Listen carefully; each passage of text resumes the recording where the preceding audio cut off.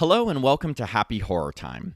Before we get into our interview, I just wanted to take a moment to recognize our friend, Bobby Heckman, who actually connected us to Catherine Mary Stewart, and let listeners know about his Friday the 13th fan film and 40th anniversary love letter to the franchise.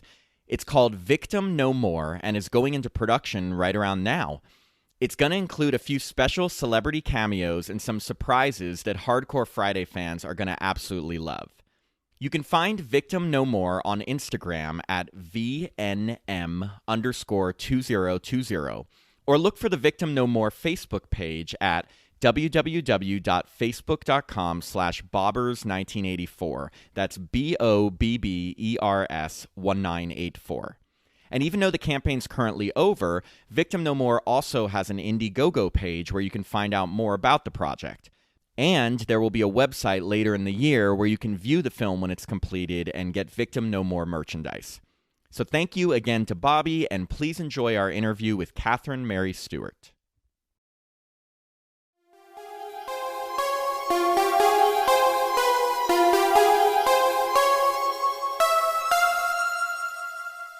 Hello and welcome to Happy Horror Time. I'm Tim Murdoch. And I'm Matt Emmert, and we are so excited to welcome to the podcast today. She's been in a ton of films. Horror fans will remember her as Regina Belmont in Night of the Comet.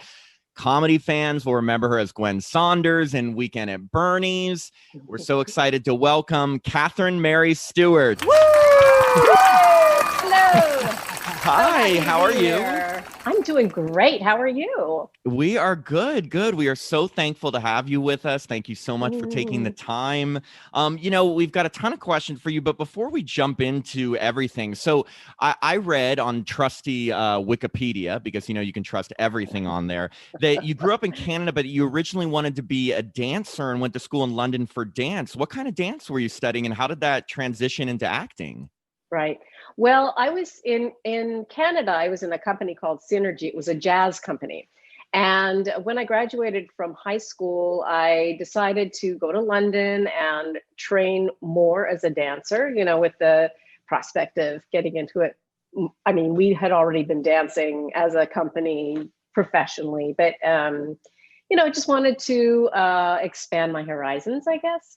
And went to London and studied at this place called London Studio Center, which offered not only dance, jazz dance specifically, but ballet, every kind of tap dance, every kind of dance you can think of, and acting and singing. So it was, a general performing arts school, which was, it really was a great foundation for me, ultimately. But I went there primarily to study dance, and thinking that when I got back to Canada, I'd continue on with that sort of thing. Is that what led to The Apple?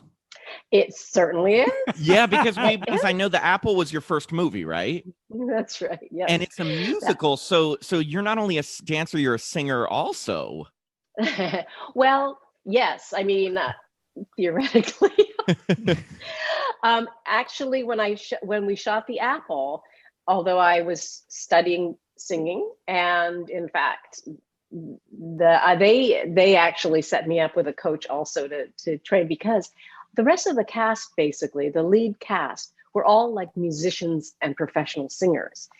And so I was trying to get my chops up, as they say, but ultimately they ended up hiring this terrific singer from Los Angeles named Mary Hyland, and she flew out to London and recorded my songs, and I lip synced to her, but no regrets at all, because I feel like her voice suited me perfectly, first of all, and I feel like I think the lip syncing worked really well. I think we were a really good match, but honestly, it was all about I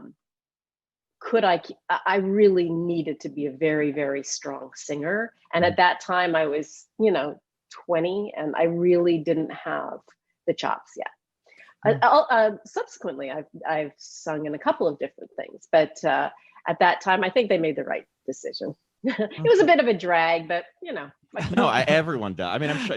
Oh my Oh. God, how many movies where the actors, and they have other singers coming in, and that's especially, but that's right. such a cool first movie Yeah, to I be mean, in. my introduction to the Apple was at a midnight screening, and Okay. it was like the most rowdy group, and like I've never heard of the Apple, and so now that I know, I love it. It's really good. Oh, yeah, it's over the top, isn't it? It's pretty Oh my crazy, gosh, but the but that's part of costume, its charm. yes, and the Yeah. thing you wear on the head right here. You mean the BIM mark? Come on. That's what Yeah. I couldn't remember what it It was. is not that Yeah. thing you I wear. mean, you know what I'm saying. So- It's a visual BIM, it medium. stands for Boogaloo International Music. Yes. Because Boogaloo, remember, Look he at was that. like running the world. Yeah. So we all had to wear BIM marks. Exactly. Okay. Yeah. So did you after that you did Days of Our Lives? I did. So when I eventually moved to Los Angeles, the Apple opened the Montreal Film Festival, and I think it was 1980. And to great a plume, not.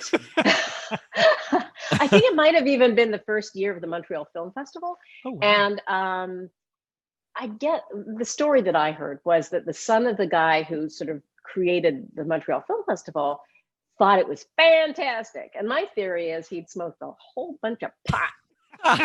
And so it opened the film festival, and then people were just like, what is this? At any rate, eventually I went down to Los Angeles, and because I'd been in this movie, I had the lead role in a feature film, I ended up getting an agent relatively quickly. That's awesome. Yeah, and then just started pounding the pavement, and yeah, it all worked out that I ended up on Days of Our Lives. Yeah. So what's the craziest storyline you had on Days of Our Lives? Yeah, like what did they end up doing to your character? Because I don't watch I soaps. watch soaps, but- Tim does, but like I feel like they always do something crazy to every character. And you were on there for a while, right? I was on there for 2 years, not that long. But yeah, I mean, just in general, doing soap operas is really hard work. It's just like, I found it extremely difficult, just having to memorize so much dialogue if your storyline was strong, because they would shoot an hour show in one day, as opposed to a movie that's like an hour and a half in 2 months, know? And I went from the Apple to like Days of Our Lives, where all of a sudden I'm trying to memorize, at times like 50 pages of dialogue or something. What I mean, like, what do you have like a tip for someone? Like, I'm gonna be on a soap, but do you have like, is there like a tip you can, like for fast memorization? Is there like a lot of pot? Oh, drugs. It just drives me crazy when I hear actors who say, oh yeah, I can read it once and then I pretty much got it. I'm just like, oh, I hate those people so much. And as I get older, I'm just getting worse and worse. I'm telling you, it's just, I need cue cards now. I'm kidding. It's hard. You just have to really focus. I think so many actors just make a career out of being on a soap opera. And I think this is, again, I'm full of theories, by the way. I'll just warn you right now. My theory about that is that they know their characters so well and they're so into the writing that it just isn't that hard for them anymore. I mean, it's like, you know what I mean? They're so comfortable in their own skin in that situation. The That Susan Lucci's of the world. It's like any job. I mean, I'm trying to think of like when people stay in jobs way longer than maybe they should. It's because they're just comfortable, and so. Right. And I mean, it's some people love being on soap operas. Why not? It's its own little sort of universe and ecosystem. It really is. And more power to them, man. And the audience too. I mean, I was the first Kayla Brady. So, and the character was a nurse, and she was virginal and very innocent and empathetic, and, just basically the sweetest person on the planet Earth. Just You're like so just, dull. Just like me. The sweetest. So there wasn't a lot of scandal, but she did lose her virginity. Oh Right. my on gosh. the show. Stop the presses right now. I know. To Chris Kosacek, who eerily or ickily now, the actor is now playing Bo Brady. No, not Bo, but Roman Brady, who was my brother. So back in the day, yeah, it's just like creepy. But So your character is still alive. It's just being played by someone else? yes. Do you ever yes, watch just to check in? I do on occasion, you I know. think that's and it's- awesome. Yeah, why not? I mean, it's so funny because you can, with soap operas, you can sort of pick up right from where you left off, no matter how long it's been, how many decades it's been since Yeah. you've watched. Yeah. Well, But the weirdest thing probably was my last day. Is I think I moved into a new apartment with a roommate. I forget who the roommate was, and I said, I'm just going to go upstairs and check out the bathroom, and I never came back. that's how you ended on. The bathroom must have been beautiful. I think a comet hit. I am, or either that or really, really dirty, and I'm still cleaning or something. Right? Wow, that is amazing. Oh, that's a great story. know. So in 1984 comes and you're starring in two big movies. You know, since we're all about horror, we're going to focus less on The Last Starfighter, which is great, but we're going to focus mostly on Night of the Comet. Although before we get into Night of the Comet, there is one question I wanted to ask you about The Last Starfighter. So this is crazy, but so The Last Starfighter was directed by Nick Castle, who was the original Michael Myers in Halloween. And you starred alongside Lance Guest, who was in 1981's Halloween 2. So I'm just a huge Halloween series fan. Did you know at the time, first off, look at the shirt. I have to show you. People can't see love it. it. Wearing a new Love Halloween shirt. it. Did you know at the time that the movie had two huge Halloween alumni in it? Did you know about Halloween at the time, or didn't even factor? Knew nothing about Halloween. I still know very little about. I watched the last one where Jamie Lee Curtis? Yeah, she's in the basement with the gun.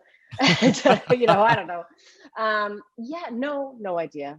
In fact, wasn't Lance on Halloween after The Last Starfighter, or no, before? It was, I think it might have been after. before. It was because it was 1981. But it's just so funny because it was two big Halloween alumni, and then suddenly I they move know. on to that. I know, but totally fine. Only a crazy nerd like me.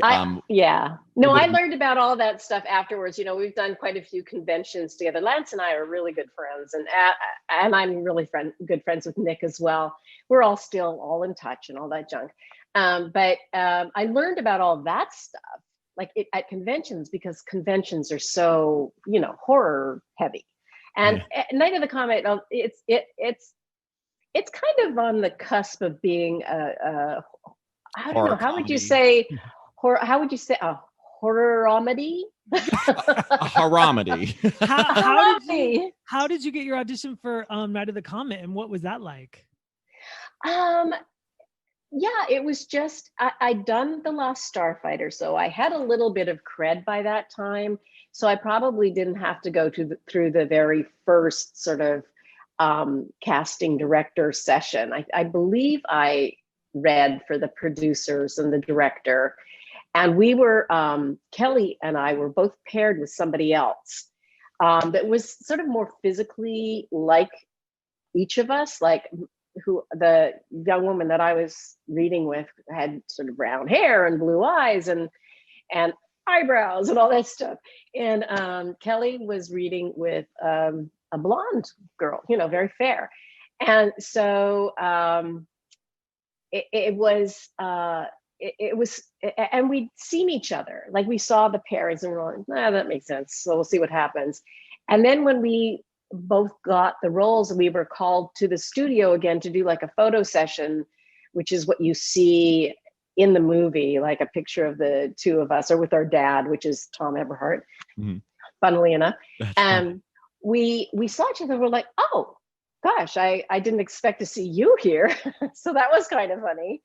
But yeah, it was just a regular audition process. But like I said, I think that at that point I'd done The Last Starfighter, and so, you know, yeah, that little leg up kind of thing. A little bit, I think so. And I've got to ask, because I think this woman that you read with, is it true that was Heather Langenkamp from Nightmare on Elm Street?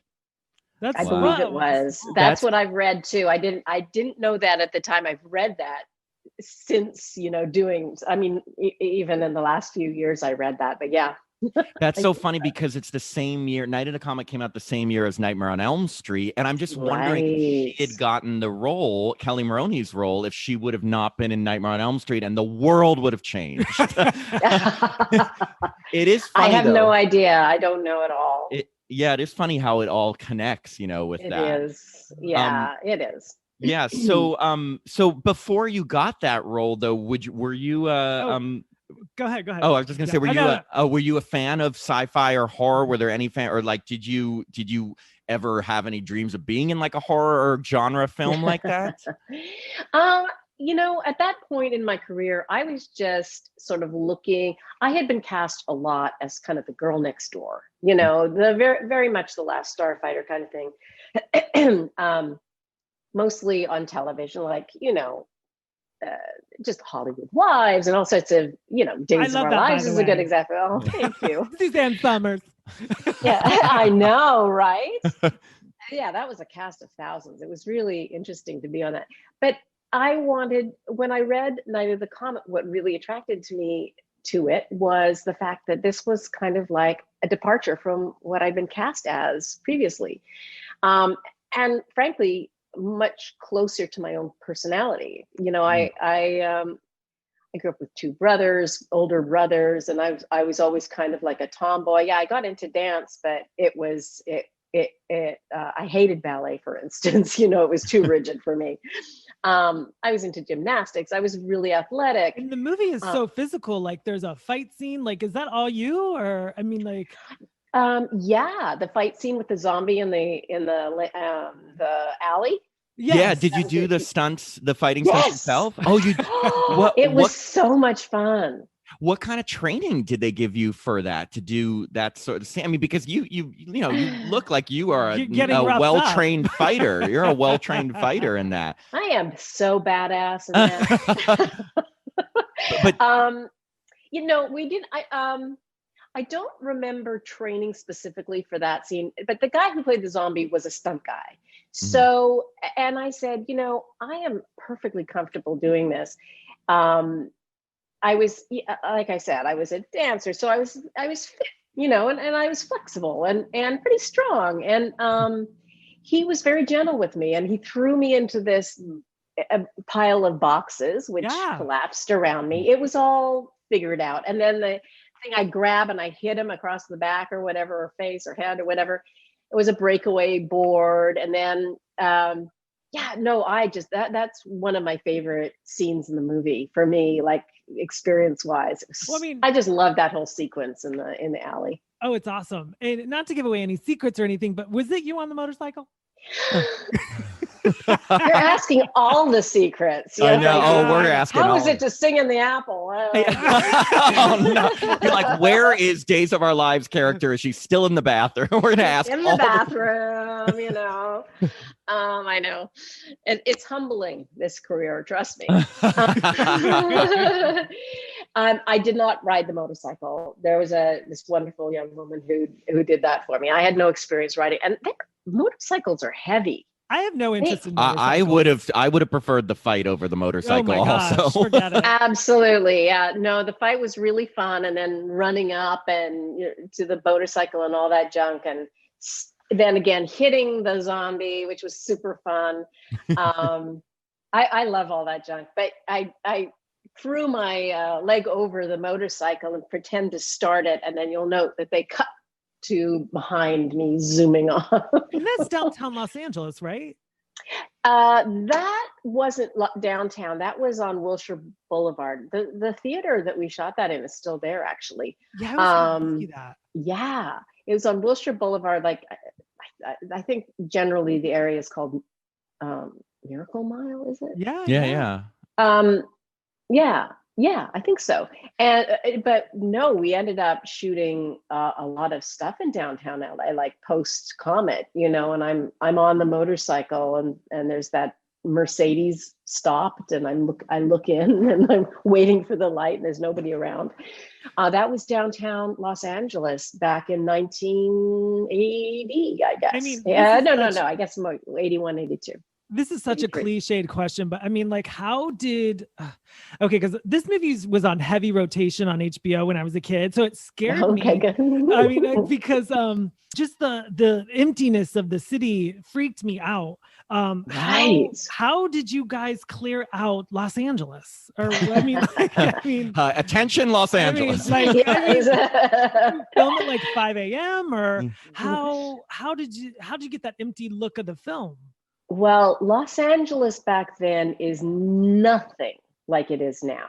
I mean, it's very residential now and very hip and lots of junk going on down there. But at the time, all it was like, tall bank buildings and a few hotels, but it was completely different. Nobody was there like on weekends, or it was a little bit busy during the week, and again, like banking and things like that. But I think we shot that. I have to ask Tom Eberhardt exactly what day we shot that, because I keep saying, it was like Christmas morning or the really early, and it was literally deserted. There was nobody there because you had to work on Christmas. We did lots of stuff in that movie. The budget was really low. It was under $1 million. And it was, I often refer to it as guerrilla filmmaking. We were just like, fine, I'm not even sure that it was totally legal that we were shooting. We didn't have like a whole bunch of police stopping traffic and things. And apparently in one of those downtown scenes, you see a car kind of pull into the intersection in the background. I still haven't really found that yet specifically, but excuse me, sir, can you take your business somewhere else? A comet just hit. Right. Can't you tell that we're deserted because of the comet? And you're supposed to be dead. You're supposed to be dead to us. It could have been a zombie. So you touched on, your co-star Kelly Maroney, and I wanted to ask, what was your relationship like with her while filming? Because you guys have such a great chemistry as sisters, and I was wondering if you were close while filming and how that worked out. Did you learn how to shoot guns together? We did, actually. That is the one training that we did have to do, which is, of course, smart. These Mac 10s that we had, although they're filled with blanks. But yes, I mean, I forget what the actor's name is, but previous to the shooting of this, there was an actor who was fooling around with a gun that was supposedly had blanks in it, and he held it up to his head. I remember that. Remember that? Yeah, really super tragic. So the climate was, you have to be as careful as possible. I remember with the little Mac 10, and we were in some field shooting into bales of hay or whatever. And I finished, and I said, what do you think? And they're like, no. You know what I mean? Because I waved my gun towards the guy who was training us. And that was a very important lesson to learn, is that you never, ever point a gun at anybody, only they could teach that to everyone in the world. Yeah, no kidding. Well, most people who own guns, that's all they want to do. Yeah. But that was a very valuable lesson. So yes, we learned how to shoot those guns, which ultimately turned out to be just horrible, because they literally did jam all the time. There's that little scene in there where like, see, Daddy would have gotten us Uzi. Yeah, no, I heard about that. Which was, it kept jamming, and finally we just made it up. We added that into the scene, because it was just ridiculous. But anyway. So were you guys close while filming? Did you guys develop like a sister-like relationship, or how was that with filming with her? Because I'm sure you had to film so much with her, obviously. Right. Yeah, we did. Absolutely. I remember the very first day we shot the scene where I walk into her house and she's kind of in denial. She's upstairs in the bathroom, and we scare each other. And I'm like, trying to convince her that there's nobody around. And she's like, no, I got to go to cheerleading practice or whatever. And she's like in total denial of the whole thing. And then the radio comes out. That was our very first day of shooting. So we got to know each other really well that first day, for sure. We didn't spend much time together before that. Mm-hmm. So, it's such a weird business in that it becomes its own little bubble, and you're with each other most of the day, and you really do get to know each other really well. Like when you were dancing to Girls Just Want to Have Fun, was that your favorite scene, or what was your favorite scene?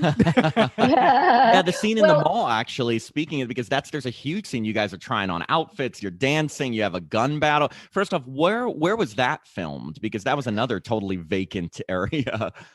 Well, that was Sherman Oaks Galleria, which had been used. It's not even a mall anymore. It's they just completely redid it. But it had been used for lots of films like Valley Girl and things like that. Even Kelly shot Chopping Mall. I was like, what was that movie? What was that movie with the mall? She just can't get away from those malls. I know. I was thinking that too. What I saw. Yeah, she's always in the malls. There's always That's danger right. in the mall for her.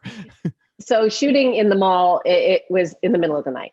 When the mall closed, we moved in. And so we had a very restricted kind of timeline. And we just shot all night long. And a lot of that stuff was, making it up as we went along as well, the dancing and the makeup and running up and down the stairs, all that stuff. We just sort of ad-libbed as we went. Yeah. Which was super fun for sure. I was just gonna say, that seems like, for me, like it must have been the most fun, just because you can just basically hang out and have fun, and dance and everything. Yeah. At 3 in the morning. At 3 in the morning. I'm pretty sure we only shot one night there. So there was a lot of stuff to cover. I mean, the stuff where you go underground and we're all tied up and junk. That could be filmed anywhere. Yeah. So we had to get everything done in the mall in one night. So it was a lot to cover, but it was fun. I mean, again, shooting off the guns and shoes and things flying all over the place. You could just imagine it was somebody throwing shoes up in the air. Yeah, no, I know. There's so many crazy things that happen. I read another thing. These are just crazy facts that I read on IMDb, that in an earlier draft of the script, Sam, Kelly Maroney's part, actually died. Was this ever in the script that you read? I'm sure it was. Oh. It's funny because I don't remember that specifically. But yeah, that was the thing. I guess she literally died, but they thought, I think I'm not, gosh, you need to ask Tom about this. They may have even shot that, but then, test screening or something. For some reason, they changed it to her surviving, which is great. That would have been such a downer. Well, because she gets it's like she gets put out by the scientists with that sedative or whatever, and you think. And I remember the first time I saw it, I was like, did they just kill her sister like that? Like, this is such a light movie, or light fun type of movie. So thank God that they changed it. But speaking of kind of the mix of horror and comedy, I was just wondering, what was your feelings on the kind of mix of it? Do you like the mix? Would you prefer to be more full on horror or full on comedy, or did you kind of like how it ended up? I love how it ended up. I don't think it would have stood the test of time nearly as well had it been one way or the other. In fact, the producers wanted it, sort of pictured it as a horror movie. They wanted to make this zombie movie. And Tom Everhart, that was never his intention.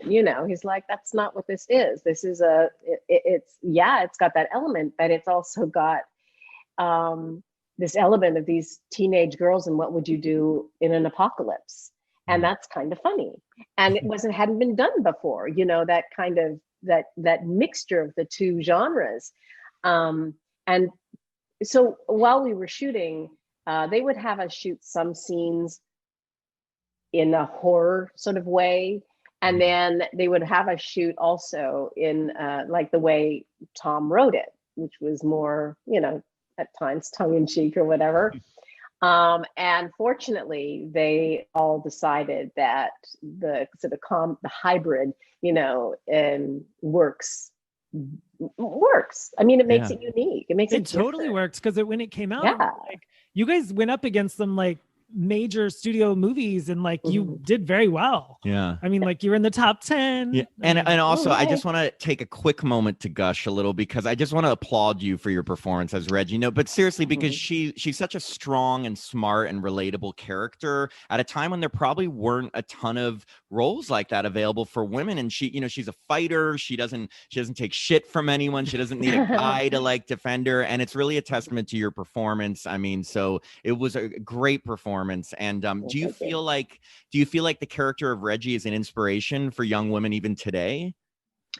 Well, I and I've you got to give credit to Tom Eberhard, who wrote it and directed. Yes. And he tells a story about how he had this idea, and he interviewed these young women, like, so what would happen if a comet destroyed the Earth? I mean, what would you do? And he was so surprised, because they were like, oh, you mean I don't have to go home to my parents? They were so happy. They were like, what would we do? We'd go to the mall. We'd do all this fun stuff, as opposed to what he thought they would say would be like, oh my God, it would be horrible. They were thrilled. So that's he was like, I am totally doing that. Yeah. But so what was the question? Well, do you feel like the character, just being such a strong female character, is an inspiration to young women even today? Well, again, I am exposed to the audience through these conventions, which is so cool. I just love it. And yes is the answer to the question, because so many young, or, well, they're not so young anymore, the ones that saw the original movie, but absolutely have said that directly, that Regina and Samantha inspired them, and to be strong women. And this whole idea that for men, girls can't be like strong, or they always have to be sort of the love interest or whatever, is absolutely a fallacy. So many men just think Reggie is the greatest character, and such a great female character that's inspirational and all that other stuff. So it goes both ways for men and women. Yeah. Well, I think you're right that we go through these generations where somehow these strong female characters are in movies, and then all of a sudden they fade away again. And I mean, now you have the superhero kind of movies with Wonder Woman and all that stuff. But in my mind, we still need sort of realistic, down to earth, strong characters that are female, that can carry a movie, and they can. But I feel like the industry, especially in the big picture, it's controlled by businessmen. Yeah. In general, that just want to make as much Very money creative. as they can. Yeah, exactly. They don't think in terms of expanding their view in terms of creativity or female characters or whatever. That's changing slowly but surely, which is great. It's great. And I think that's why this movie's lasted so long. I mean, like, they have screenings. Have you ever been to the Egyptian or the New Beverly, when your movies are always like sold out and they have such huge crowds? Yeah, it's developed such a cult following. It's just big. I wonder if, did you feel like is it the kind of thing that at the time was, I mean, did you think you'd be talking about it however many years later? Like when it first, what is it, 37 years later? I didn't think I'd be talking about anything I did 37 years ago, let alone no, I mean, you don't go into one of these movies thinking, oh, this is going to make me, well, it's funny because Chris Hebert from The Last Starfighter, he was a little brother, right? He at the time was like, this is going to make me a movie star, but he was young, and actually he got some great accolades for that role, but it didn't, no, I wasn't thinking, oh, in 30, 40 years, I'll be talking about this movie. You just sort of go into it day to day and enjoy the experience and do the best job you can. And it's actually shocking in many ways that it has lasted as long as it has, you know. Was there a red carpet premiere for this movie, or was I know that everything today is documented through Facebook and Instagram, but I mean, was there any any screening for the cast and crew before? Like, what was it? I guess what was it like seeing it? What was it like seeing it for the first time on the big screen? I remember, I'm sure there was a red carpet, something rather. There must have been a screening. I honestly don't remember it. I may have been working on something else at the time, because I remember specifically going to a screening, not an official screening, but just in the theater in Westwood. And just sitting in the back just to see what the audience reaction was. So I feel like that was the first time I saw it on the big screen, which was interesting. Some people didn't get it, and it wasn't it wasn't a huge audience, but it was fun to, sit in amongst the people and watch it. Did anyone recognize you? Look, it's Reggie. No. Funny. Oh my God. So after it came out, was there ever any, and I think you've been asked this before, but was there ever any talk of a sequel, or did they ever talk about that? And what was that like? Yeah. Was there ever talk about bringing back the two girls for a sequel? Kelly Maroney actually tried to get rights to the movie for a number of years, a while back. I think, I'm going to screw this up. I think it was owned by Universal. They wouldn't give her the rights. But there's now, for writers in the Writers Guild, I guess, there's a clause that after 30 years, the studio owns it, but after 30 years, the writer can reclaim it. So she never got the rights to it, because she was thinking, wouldn't it be great to do a sequel? But Tom Eberhardt finally got the rights to it, but he's not interested in making a sequel. So although it would be great, it would be really cool to do one, but he's not interested. So I mean, maybe, who knows? People change their minds. Here's the thing, Tom, if you're out there, there's a ton of people that would like you to be. Well, I guess the question would be, if let's say Tom changed his mind, Kelly was in, would you be up for reprising the role? Oh my God, are you kidding? Yeah. Okay, good. Because you and Hector created a family. Yeah. Hello. I wouldn't mind creating a bit of a more family. Yeah. Hector was cute. I love how it's like, because you're supposed to be 18, and I think the kids, let's say they're like 12, 10, and you kind of act like you're their parents. And I was like, aren't you only like 5 years older than them? But it's a great family dynamic. I was like the matron of the earth. Yeah, you were starting to procreate in the new Earth. So, moving on, we do want to ask you a few questions non-Night of the Comet, as much as we absolutely love Night of the Comet. But you've done a lot of different kind of like sci-fi and horror movies throughout your career, and just a couple silly questions about some of them. So in the sci-fi movie Night Flyers from 1987, so you played kind of this headstrong project coordinator on a possessed spaceship with a sort of a hologram love interest, totally, normal kind of plot. So it kind of was like Alien, but without the alien. The ship was the alien. Yeah, exactly. So my question is, and this is very, very important, other than what was that kind of movie like to film, did you do that gymnastics scene on the uneven bars yourself? See now? Because that's what everyone wants to know. I would just say, I should just say yes to it all. Yeah. So I just, we'll believe you. No. We'll believe you. No, I 100% knew the answer was no. But it's so funny because first off, I'm watching and it's like this sci-fi movie. You're this serious, and then suddenly you're on the uneven bars doing gymnastics, and and the holograms watching you, and I'm like, this is the scene of the movie. So, yeah. No, it wasn't. And the poor girl that actually did that, I did gymnastics when I was much younger, and 15 years previous that I probably could have, but at the time there's no way I could have done that. But the poor thing, these were metal bars, and I guess they gave her some chalk for her hands, but uneven bars, I'm assuming they're the same still, were wood, and there wasn't too much friction on your hands, especially if you put chalk on. Her hands were ripped to shreds when she finished shooting that thing. The poor thing. She did such a good job, but I sort of jumped down and went like that. I mean, there is like, it looks very that's the thing. Like, it looks very convincing. So there was a part, even though I was like 99% sure it wasn't you, just because what actress just happens to know, uneven bars. It looks very convincing. So, but that was my number one question on Night Flyers. Moving on. I have my number one question. So you got to work on the movie Psychic with Zach Galligan from Waxwork and Gremlins.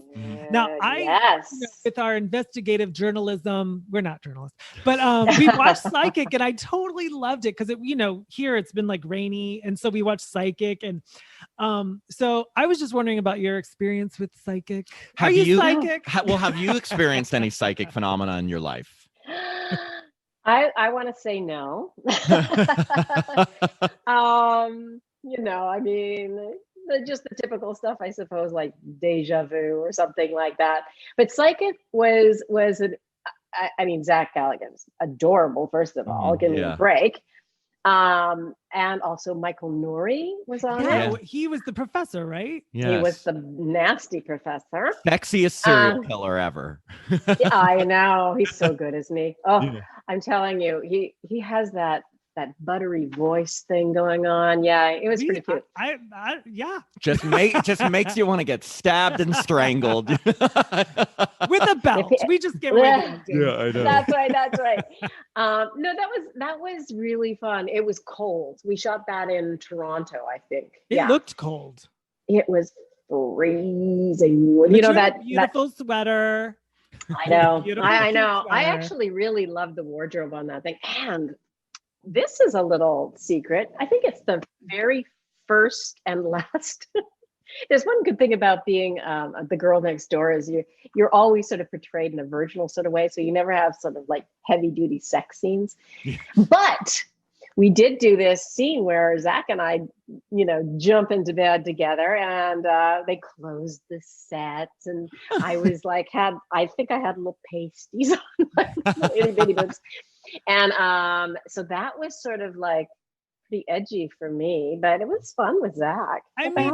Zach is a good looking guy, but I thought the scene was pretty like soapy. Like I didn't feel like it was racy. Yeah, but for the girl next door, it's racy. For me, it was racy. It was like we had wine. I remember that. It was like we drank some wine ahead of time. They closed the set. It was all very, very not sexy, really. I mean, certainly not racy, but for me, it was. Now, I enjoyed it. Were you bummed you couldn't? I mean, like, I know your character, you had the choice between Zach and the professor, but who would you choose? Yeah, they were both a little weird, weren't they? I mean, Zach and his crazy psychic stuff. Yeah. And the other one being killer. I mean, I've always been sort of an older man kind of gal. Oh, so the professor. I might have gone with the professor, but in retrospect, absolutely Zach. In retrospect, after hearing about the killings, after I realized he's a serial murderer, I think I'll go with the psychic. You know what? I'll go with your answer too. So fast forward to 2007. You starred in The Attic as the mother of a very young Elizabeth Moss. So here's the question, did you enjoy working with Elizabeth Moss? Did you have any inkling at the time that she'd be like this rising star? Because I think this was very early in her career, right? She had done West Wing. She'd been in West Wing for however many years. So she definitely was an established actress. But I knew of her, but I don't think I'd watched West Wing. Yeah, I knew of her. She was terrific. She's for that role, she had to lose a lot of weight because she goes. I thought it was a pretty cool movie, actually. And it was also after I moved to New York from Los Angeles, things really slowed down. First of all, I would have had to sort of reestablish myself in New York. It believe it or not, they're like two different industries in a way. And also had 2 babies. So I kind of was like, I was kind of putting my career on the back burner a little bit. And The Attic was one of the first movies that I did sort of coming out of that. And I really enjoyed doing that movie. I thought it was a great concept. They had some terrific actors. Yeah. Yeah, I mean, Elizabeth Moss, she was so good in this, I thought. John Savage played my husband. Yeah. Tom Malloy was well, he stayed a friend of mine, but he wrote it, and he was also he played my sort of crazy son, brother. Right? Excuse me, no, son. Sorry. Yeah. and then you had Sex in the City's I want to say Jason Lewis. Yes, Yeah. Jason Lewis was the he was detective in there. paramedic, Really there was cute. a big twist. I just gave it away. Yeah. Mary Lambert directed it. Yes, from Pet Sematary. Done a ton of stuff. Yes, Pet Sematary. I really and then when I get my face blown off. Yeah, it's pretty cool. You mean from Elizabeth Moss, from your lovely daughter? Yes, thanks very much. But yeah, I thought that makeup was just incredible. I that special effects makeup, and also when Tom Malloy gets his throat cut. Yes, it was so fantastic. And so special effects makeup. He's done. His name's Anthony Pepe. He has done so well since then, but he was awesome. This was one of his earlier projects. Such an awesome special effects makeup guy. So are there any other, just looking back on your career, any other horror sci-fi movies you look back on fondly, or you have any good memories on, anything that, because I know we've left out a bunch, but are there any specifics that you look back on and are really memorable throughout your career? Yeah, I always say this, I'm afraid, that every project that I've done I've just enjoyed for what it is, and I try to have be as diverse as possible, and it's always hopefully something interesting and new and challenging. And for the most part, I feel like I've been so lucky with all the actors that I've worked with. Yeah. Rod Steiger, for instance, I worked with in Hollywood Wives, and he played my father in a miniseries called Passion in Paradise.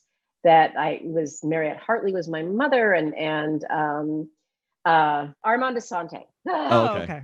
I played my boyfriend. That's a really great miniseries. I wasn't crazy about the title in the end, but it's kind of like a historically accurate portrayal of a woman in the Bahamas during the Second World War. It's a cool movie. I did remember the movie Nighthawks with Sylvester Stallone. Yes. Yeah, that was a pretty memorable. Rutger Hauer, who plays. I have this little teeny weeny role. I was still living in London at the time, which is where they shot this, and I was this sales girl behind the perfume counter, and Rutger Hauer comes up and sort of seduces me as he's tucking a bomb under my counter, and that classic move. I know that's gonna get me on a date. But Rutger Hauer, he's sort of seared into my brain for the rest of my life because he never broke character. And scary. Yeah, he definitely can be scary. Holy moly, he scared the crap out of me. I was just like, I don't know what I've done, but he hates me. No, he was just into his character, And Sylvester Stallone was quite a character. He'd done Rocky, and so it was pretty exciting to work with him. Yeah. He was huge. And he's still doing Rocky movies and Rambo. I mean, he is still playing Rocky. Yeah. So that was really cool for me to just be involved with that. I mean, honestly, to try to choose, a very specific thing. Night Flyers, for instance, that you brought up earlier, they hadn't even written the end of that movie when we were shooting it. And it was just, that one was tough. it was so full of too many cooks. Holograms. Too much. There was too much. But the actors, again, unbelievable cast. Really, really good cast. So I've been very, very lucky in my career, I feel like. Yeah, totally. Definitely. We're enjoying your career. Yeah, definitely. Just like a couple last questions. Do you, with all the movies that you've been in, do you still keep in touch with any of the stars from like Zach Galligan? Well, like Terry some of the big ones, like do you still keep in touch with Kelly Maroney or Zach Galligan or Elizabeth Moss or anything? Elizabeth Moss, no. Zach Galligan and I do conventions together. We're represented by the same guy, so we cross paths every once in a while. I've even seen him at an audition or two in New York. He was living in New York for a long time. He's now in the Southeast somewhere. Kelly Maroney and I are really good friends. Cool. Still. We see each other whenever I'm in Los Angeles, which was fairly often. And Tom Eberhardt and I have sort of gotten to know each other again. I emailed him or something. I forget why, but we've all of a sudden we're like buddies again. He's great. He's basically. Can you tell him that Matt and Tim from Happy Horror Time would love him to reconsider doing a sequel, please? I will. I'll let him know. Yeah. And he's like, there it is. Changed my mind. There it is. Yeah. Clicked. Just switched right there.